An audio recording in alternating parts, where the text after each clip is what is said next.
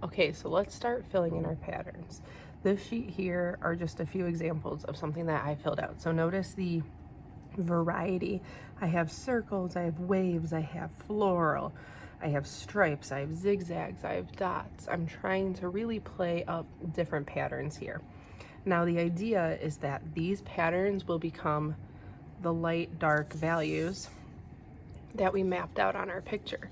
So those areas that are 1, 2, 3, I need to fill in with these patterns. But how do you figure those out?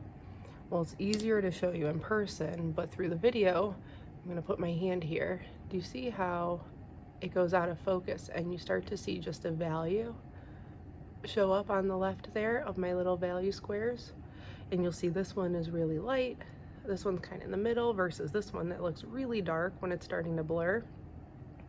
By squinting at your paper and using a little value scale as a cheat sheet, you can start to compare. So if you're all squinting at the screen right now, maybe you are, maybe you're not.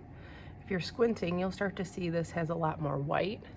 So it's gonna be closer to 1. And you can already kind of tell based on just how much ink you put to paper that something with, let me see if it'll focus again on my hand.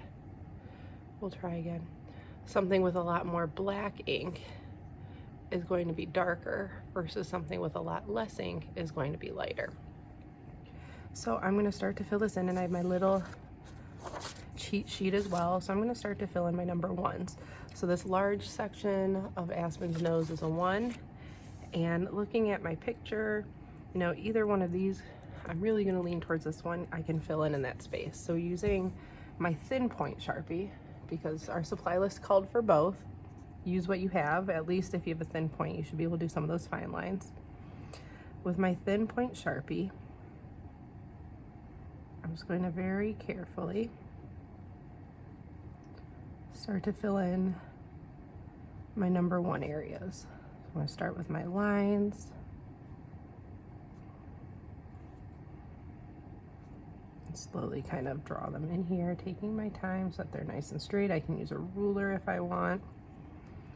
And then I'm going to start my little zigzag pattern. So I'm one of those people who likes to turn my page. So don't mind me as I turn my little page here because of the way that I draw. And then I'm going to turn it the other way.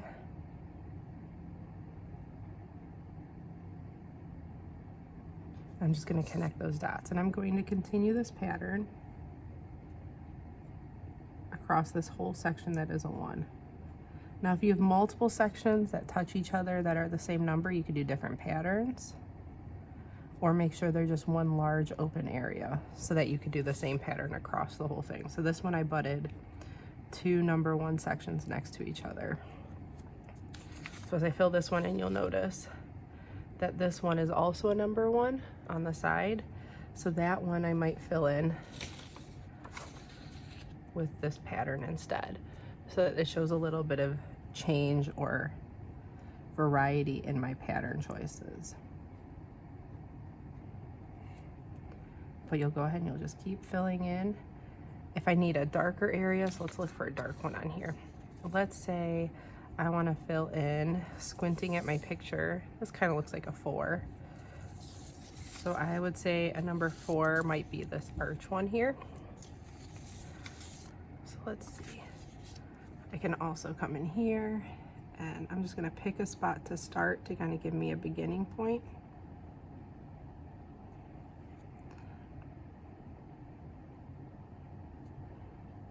And then I will fill in the rest.